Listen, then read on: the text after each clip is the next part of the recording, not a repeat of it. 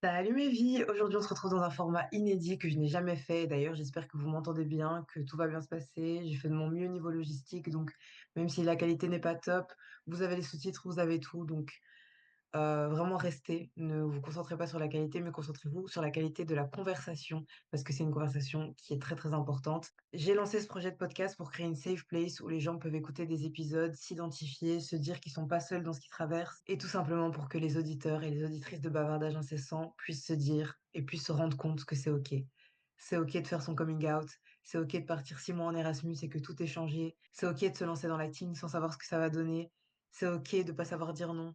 C'est OK d'aller voir un ou une psy. C'est OK d'être perdu pendant la vingtaine. C'est OK d'avoir le syndrome de l'infirmière. Et tout ce que je viens de citer, ce sont des thèmes que j'ai déjà abordés dans des épisodes de podcast parce que je veux vraiment pouvoir parler de sujets divers et variés et que tout le monde puisse tirer quelque chose de ces expériences de vie dont on discute chaque vendredi. Vous savez à quel point ça me tient à cœur d'utiliser ma plateforme pour parler de santé mentale, ouvrir la parole sur certains sujets qui sont encore tabous malheureusement. S'il y a bien un sujet qui est tabou dans nos sociétés, c'est le suicide. Ça fait l'objet du sujet de l'épisode de ce vendredi. Le suicide, c'est tabou, les gens ne comprennent pas cet acte, certains voient ça comme de la faiblesse, certains trouvent que c'est un sujet qui est trop lourd, trop complexe, et pourtant, chaque année, selon l'OMS, il y a environ 700 000 personnes qui se suicident.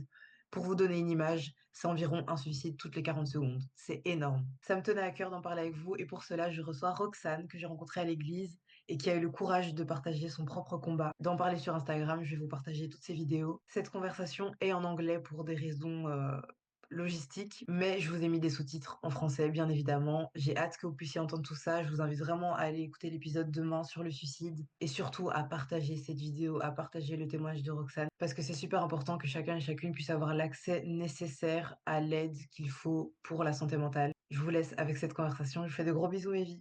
Okay, so hi Roxanne. Could you I maybe like introduce yourself like very quickly? yeah. So yeah, my name is Roxanne. I live in Hasselt in Belgium. I'm married for 7 years. I have two cats. Yeah, and I'm trying to be a mental health advocate and make an impact because it's necessary. Mhm. Yeah, I was just telling them that you had the bravery to like share your testimony on Instagram. How did the idea came up about like doing those videos? The idea came to be because I have been in the mental health like environment for yeah, many years because I suffer from recurrent depressive episodes. And I noticed that it's so difficult to get care and to get help. And it got to a point where it wasn't acceptable anymore. Like there was literally no help. I couldn't see any doctor. And that was a point where I was like, okay, this is not acceptable. Like this is costing lives. Like I'm not the only one having this problem. Okay, so you wanted to speak up. Yeah, indeed.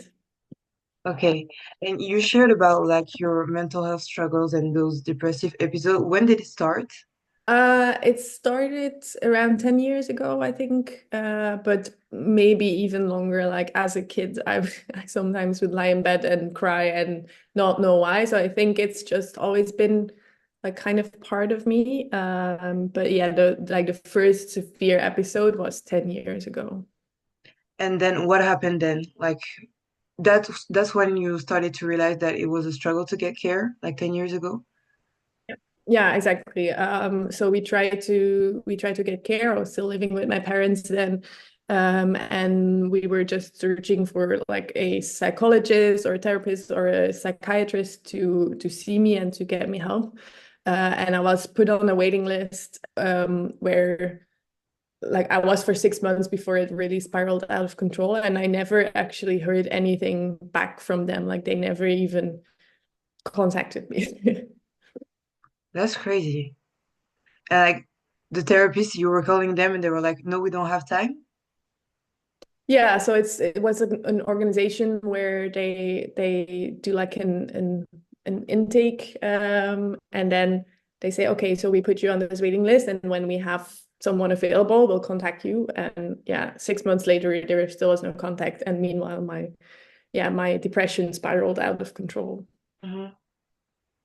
And what helped you during those times? I think mainly like family, friends, like the people around me. That's really my reason to keep going. Now my husband, back then my he was my boyfriend.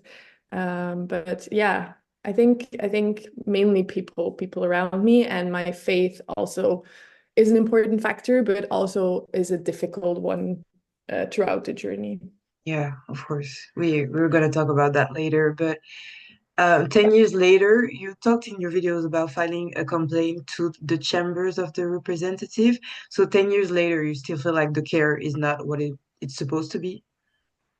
Yeah, exactly. I was just so shocked that it seems like there is no difference there.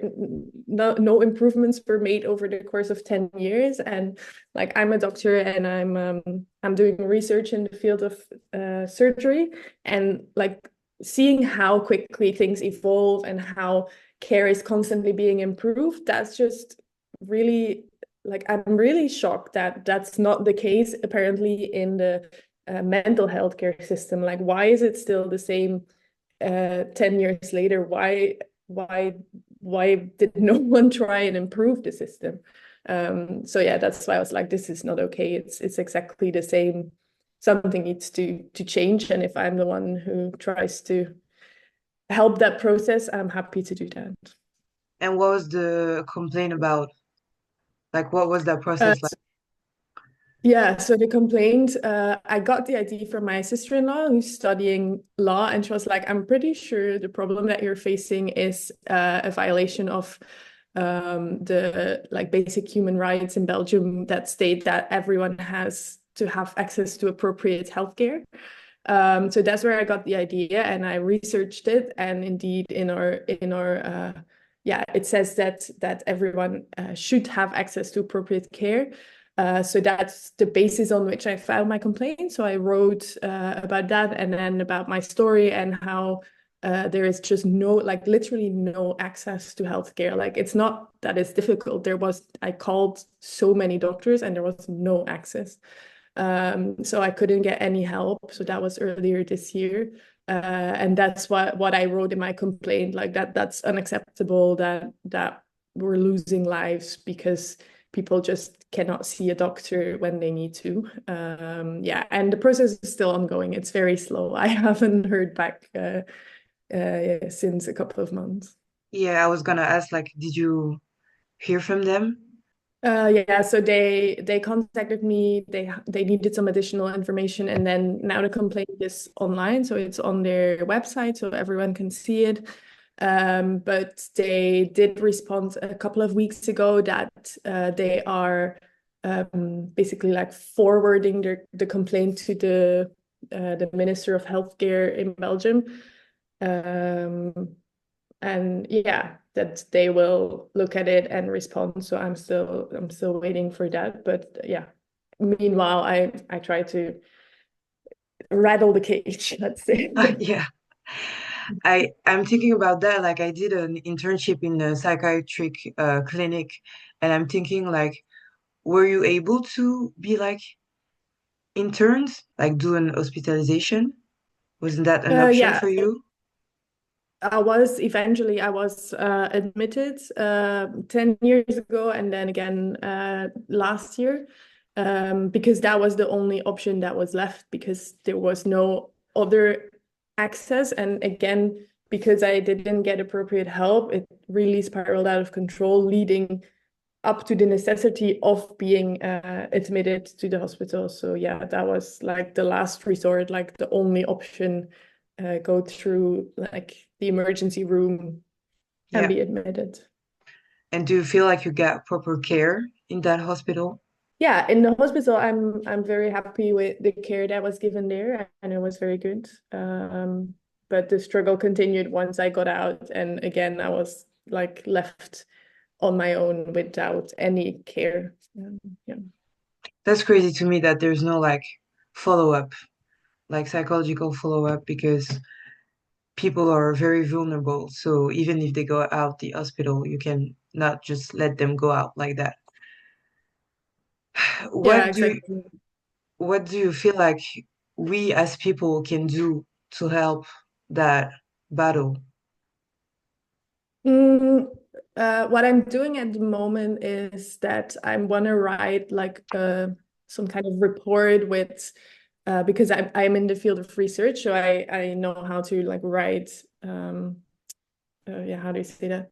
Like grounded research. So I want to do some research, and then I alongside that I want to collect as many stories as possible because over the course, like I've done 3 videos now, and already the amount of people that have responded to me and said like, oh, I know this struggle, like someone that I love had the same struggle of, or me had the same struggle. So I want to collect as many testimonies as possible to really yeah, show that this is uh, yeah, a problem that's not only affecting me, like it's affecting a lot of people.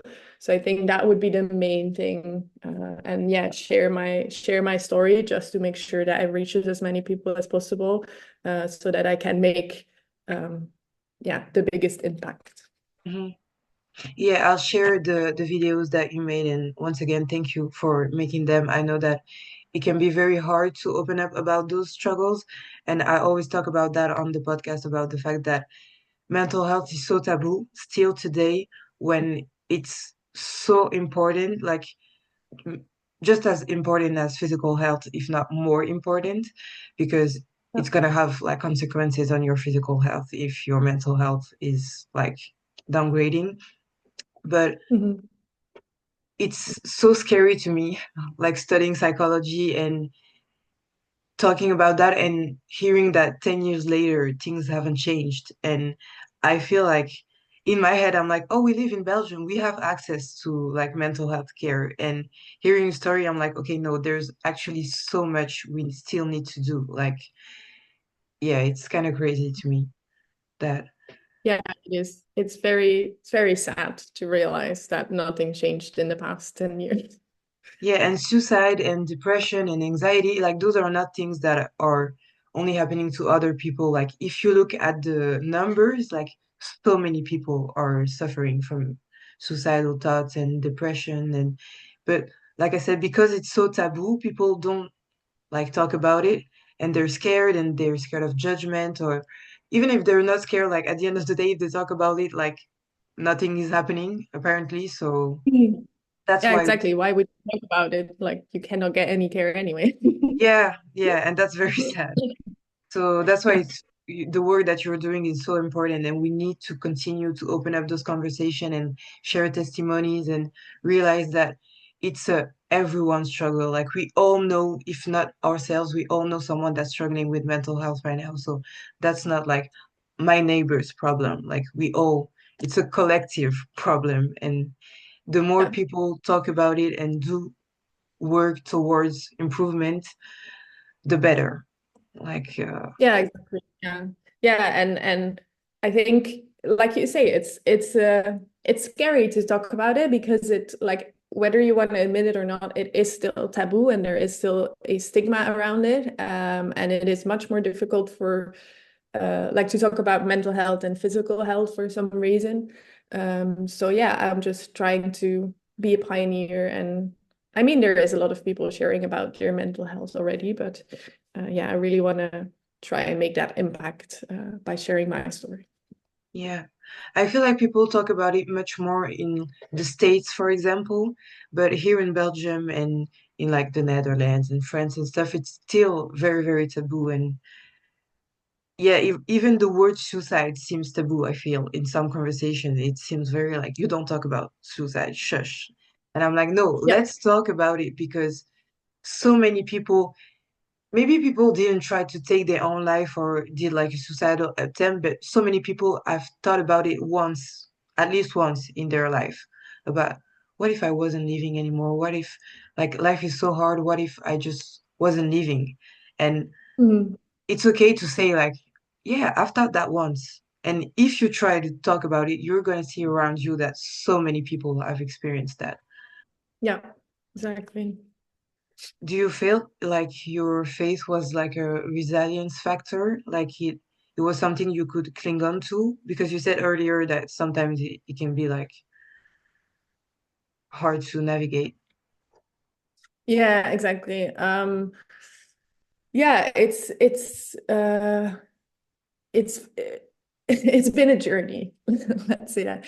Like my faith is very important to me, and I do believe there is a God that cares for me and that wants the best for me. But it can be very difficult to navigate when you're depressed because you don't see any um, positive things. And like you say, sometimes you think like, oh, what am I doing? Why am I alive? And why then what happens then with, for example, with my fate was that I started questioning why did God create me and why did he make me the way I am? Why did he make me with a depressive gene, let's say.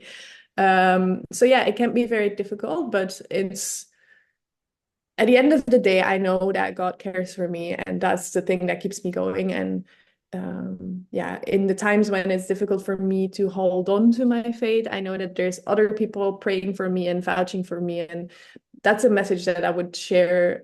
Like, it's okay if you struggle with your faith. Like I absolutely believe that's fine, and that's okay. But surround yourself with good people that can pray for you when you can't find the words.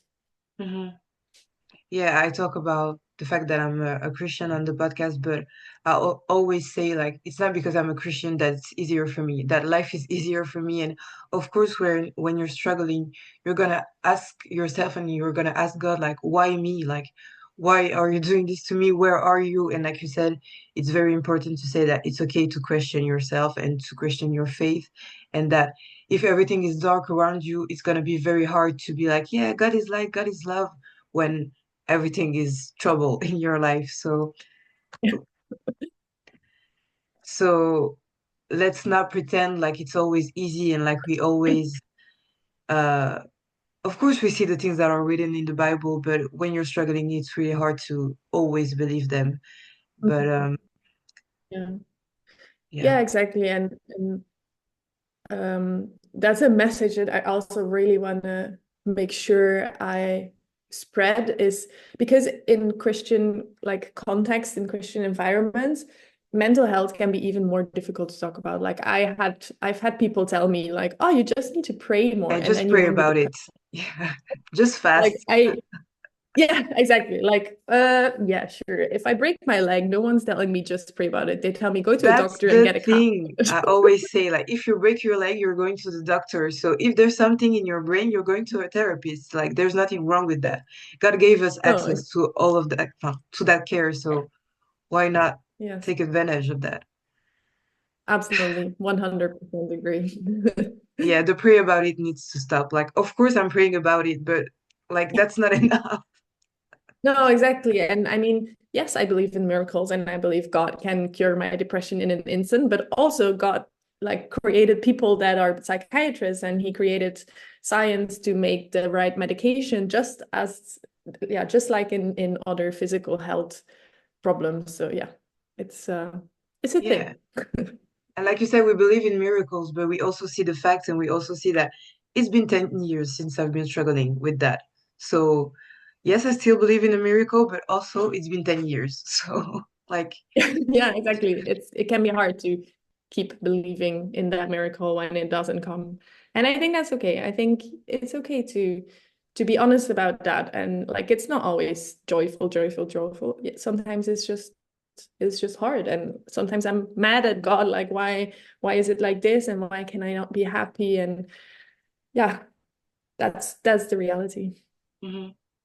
Yeah. And I feel like more people should talk about that side of faith. Like, faith is not always like, oh, yes, I trust you, I trust you, I trust you. Like, there's going to be times where you're going to be like, okay, I trust you, but also what's happening right now? Like, Yeah, I exactly. don't see where that plane of yours is going. So, yeah, let's not Hmm. minimize mental health struggles because we have faith. Like, of course, our faith is a Yeah. big part of our lives, but we're still struggling. So, Yeah.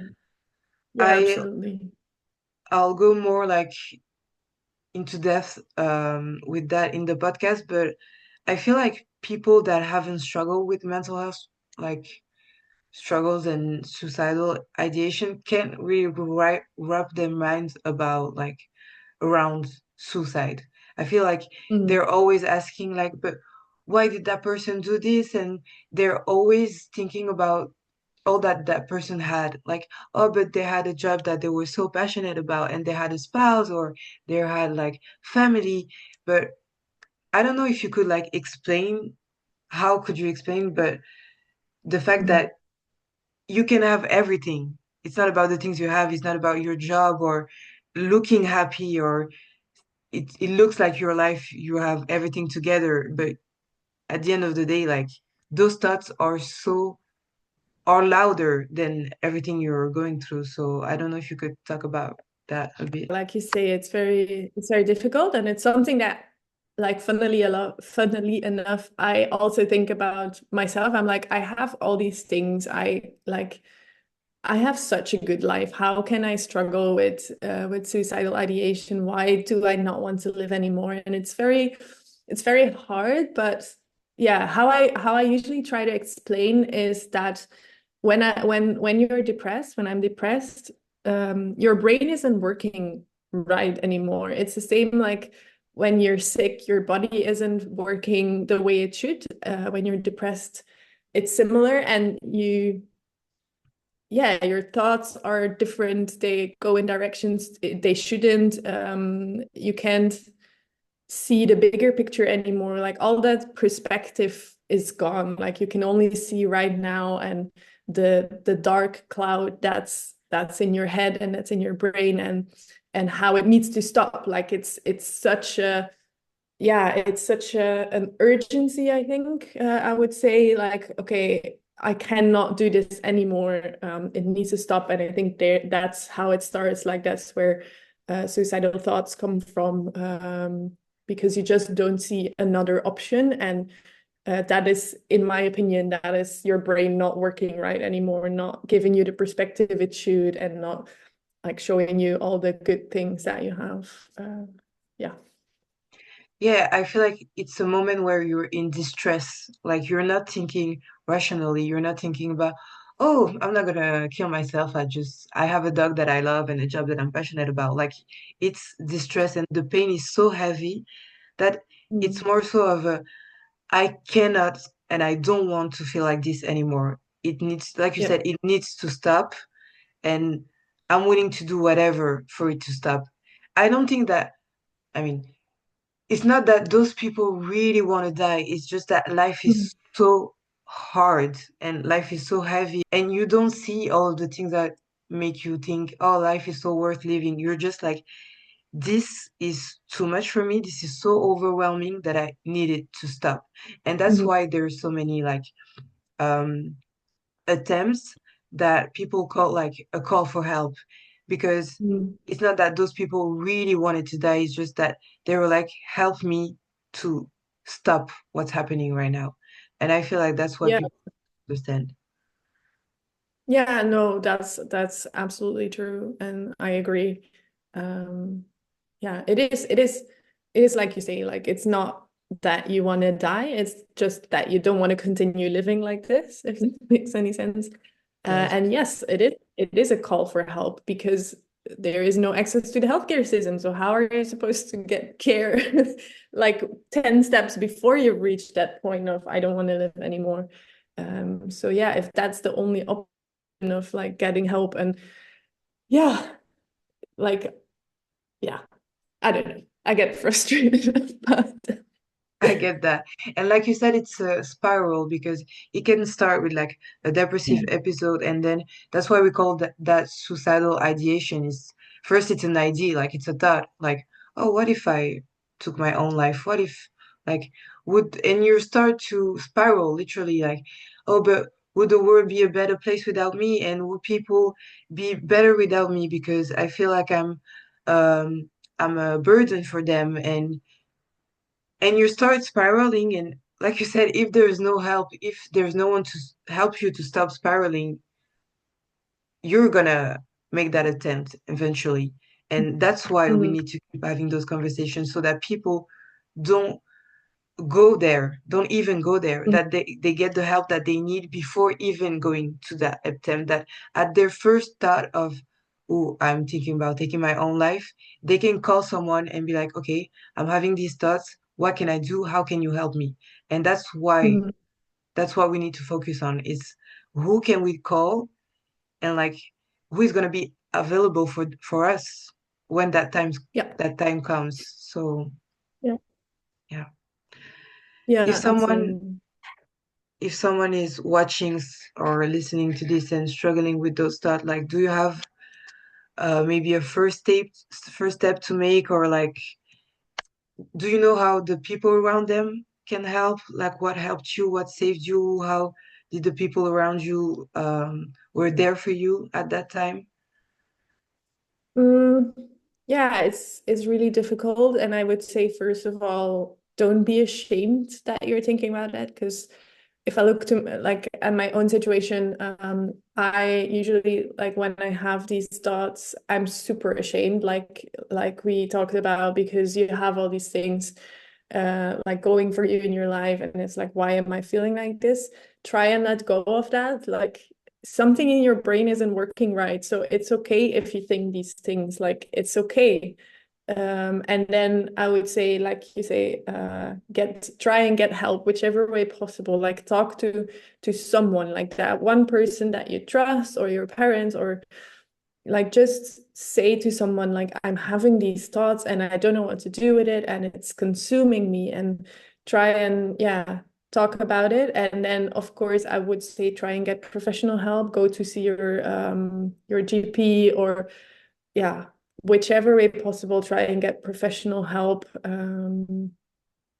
because it does help. Like if you get help and Okay, so we were talking about, yeah, getting help. Mhm. Yeah, yeah, it's yeah, it's important, and I know it's really difficult and it can take a while, but don't give up and take that step. And yeah, I think the most important thing is don't be ashamed. There's so many people like having these thoughts, and yeah, it's okay. It can happen to anyone. Yeah, truly. I'll try to link the most like links and numbers and websites for getting help. Mm, But I really think that that shame will disappear as soon as we start to consider mental health as important as physical health, because like you said, something isn't working right in your brain. So you have no shame going to the doctor when something isn't right in your gut, in your leg, in your whatever. So there's no need to have shame when you're feeling down, when you're feeling depressed, because it's literally the same thing. And yeah. when people will start to take mental health seriously, we will see that, okay, like something is wrong, I'm calling for help, like we do for everything physical.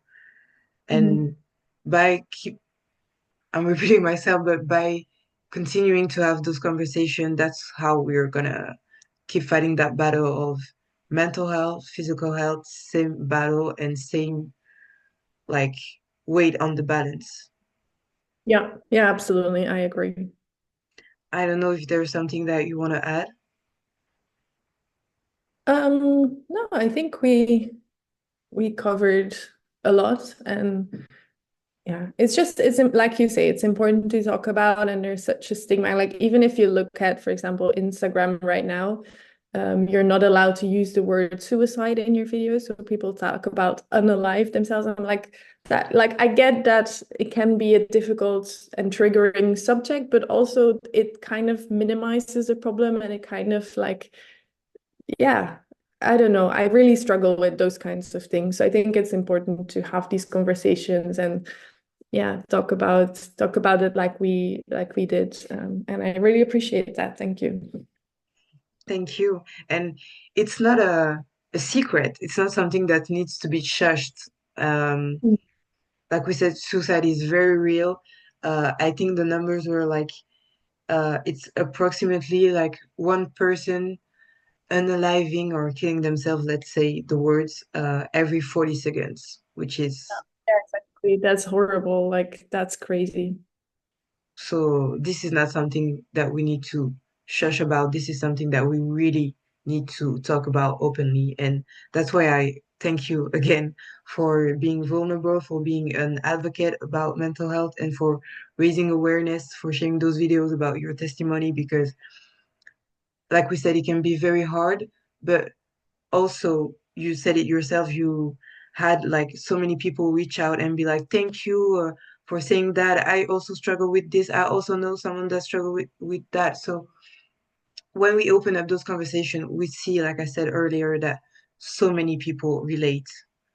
And Yeah. it's always hard to be the first one to speak up. But when you do, Mm. the room fills up with so many people that are like, me. Yeah, So exactly. thank you for 100. being that person. Yeah, no, no worries. I just got to a point where it's like someone has to do something, so let Yeah. it be me. Yeah, like you said, it's so frustrating. You're like, okay, I'm just gonna do it because like things are not gonna move if I don't. Mm. And that's sad, but let's hope and let's pray that in a few years, this not that it won't be a topic anymore, but it won't be the same conversation, that it will be like something that we can all openly talk about, and that it won't be such a struggle to get the help that people need because so many people are in need of that help. Yeah, absolutely. I agree. 100%. So yeah, let's keep fighting. Let's keep raising awareness. Let's keep raising our voices together. That's what matters. And thank you. God bless you. God keep you. Definitely gonna pray for you. And yeah, I hope that this can reach as many people at yeah. Yeah. Thank you for doing the work. Like it's so important and you're so open and honest about these topics and it's great. Like keep doing what you do. You're doing well. You too. Thank you. Thank you so much. I feel like it's gonna help a lot of people. And Think it's good. It's like you say, like I think as many people as possible need to talk about these things. And yeah, I really appreciate you doing this. And I think it's really good. And I will definitely share. yeah, I was sending a message yesterday to a friend of mine that lost one of his friends to suicide. And I was like, would you be comfortable like talking about that? Because like we said, it's taboo, and I I don't really know like if people are gonna be comfortable, if it's gonna be too much, if it's gonna revive some memories, or I never want to be like intrusive. And he was like, Mhm. yeah, no, like it would be an honor for me to talk about that and to honor his life and to share more because it's not taboo, like it happens. And I was like, Mhm. wow, like finally, because I feel like when I It was is. struggling with those stuff when I was like 15, 16, like no one was talking about suicide, like no one. It was not a subject. And even like in my culture, in my faith, like if you talked about it, it would just be like, yeah, just pray, just don't worry about it. And it's like, okay, how can I not worry about that? Like, And that's how you like, for me, what took a really long time is seeing that, like, that it's not my own fault that I'm depressed. For a really long time, I felt guilty and I felt like, oh, it's my own fault. And yeah, it's something that I did wrong. And I think, yeah, it's so important to for people that's I think that would be like if I could share one message, I would say don't feel guilty. It's not your fault. Like this just happens to people and it happens to everyone. And the same as you can't control if you get cancer or whatever disease, it's the same with depression. It's not your own fault. yeah, and you can start like to feel weak and be like, but there are people that have it harder than me and that are living harder lives. So why do I feel like this? Like, why am I so sad? And why? It's not even sadness. Like, it's deeper than that. But like we said, like, oh, we have a beautiful life and we have a roof over our heads and we're not lacking of anything. So why do I feel like that? But like you said, like, it's not our fault. So why are we looking inward? Like, what's wrong with me? Exactly. It's not an inward thing. Like, people with cancer are not like, why do I have cancer? It's my fault. So yeah. This is this is what really frustrates me. No one's like, "Oh, you have cancer. You should have prayed harder. If you had more faith, you wouldn't have cancer." Like, no one would say that. That's very Yeah. upsetting. People say You that. should look about like You should think about the positive. Yeah, but it doesn't really work like that. Exactly. Just be positive. God made you, you're so beautiful, and you have such a good life. Now you don't have cancer anymore. Okay, and I'm not depressed. Thank you so much. Yeah, we were waiting. Uh, No pressure. I hope to upload it this week. But yeah, we'll see. Okay, and definitely keep us updated on that complaint. Like, I get that it can be very slow, but I really hope that it will be like that it will make an impact and that someone will respond. Yeah, exactly. I hope so too. And I try to really make like a solid case. Like I argued like all the points. So I hope it will, yeah, it will stick with someone who is interested and will want to do something about it. And I want to be involved in the process as well, like whichever way I can help. So I'll keep you updated. Thank you so much again for having me. Have a good day. Same for you. I'm looking forward to the episode. Yeah, thank you. Bye. Bye bye. Merci Mévi de nous avoir écoutés. Partagez cette vidéo en story, parlez-en autour de vous, c'est super important. On se retrouve demain pour l'épisode sur le suicide, sur Spotify, Apple Podcasts, Deezer, toutes les plateformes d'écoute. Bavardage incessant, c'est un nouvel épisode chaque vendredi matin. Et comme je le dis à la fin de chaque épisode, et spécialement aujourd'hui, plus que jamais, prenez soin de vous. Bisous Mévi.